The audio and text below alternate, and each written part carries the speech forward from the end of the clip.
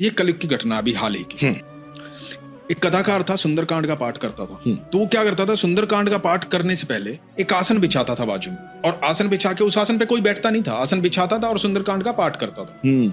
तो एक जगह कथा करने गया था, वहां उसने आसन बिछाया, सुंदरकांड का पाठ करना शुरू किया। तो अब कई लोग होते हैं ना जो संदेह भरी नजरों से देखते हैं, जो खामियां ही निकालना जानते हैं संतों के अंदर, कथावाचकों के अंदर। ऐसा ही एक आदमी बैठा था, उसने देखा यार ये जब भी आता है सुंदरकांड पढ़ने पहले तो ये पाखंड करता है, एक आसन बाजू में बिछाता है, खाली पड़ा रहता है और यहाँ बैठा रहता है, सुंदरकांड करता है। तो ये किस चीज का पाखंड करता है? तो उस आदमी से रहा नहीं गया, उसने कहा कि मान्यवर ये बताएं कि ये आसन किस लिए बिछाते हो, आप तो बैठते नहीं उस पे। तो अब कथावाचक ने कहा कि मैं नहीं बैठता, सुंदरकांड करते हैं तो हनुमान जी विराजमान होते हैं। बोले अच्छा, तो हनुमान जी बैठते हैं यहाँ?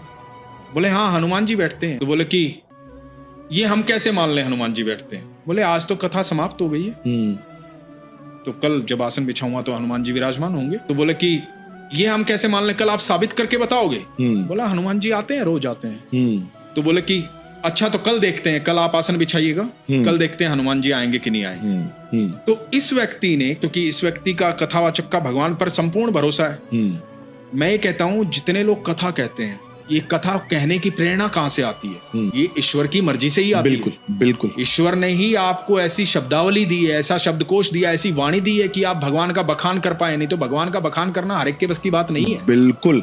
अब इन्होंने जाकर के भगवान से, हनुमान जी से प्रार्थना की, हनुमान जी इज्जत बेइज्जती की बात है, अब कल जब मैं आपको निमंत्रित करूं तो कल आपको आना पड़ेगा। मुझे पता है आप रोज आते हैं, लेकिन अब मैं कैसे उसको समझाऊं, मैं कैसे दिखाऊं कि आप आते हो?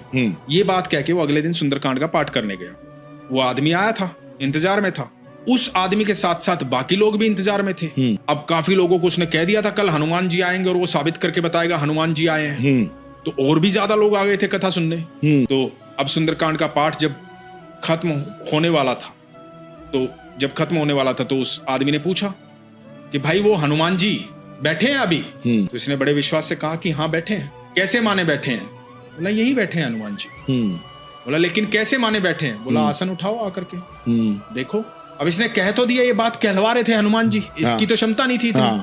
अब पारस भाई वो आदमी आया और उसने आसन को छेड़ा, आसन नहीं हिला। कई लोग इकट्ठा होकर के उस आसन को, हल्का सा कपड़ा बिछा हुआ था, उस आसन को कई लोगों ने उठा करके कोशिश की, वो आसन हिला नहीं, टस से मस नहीं हुआ।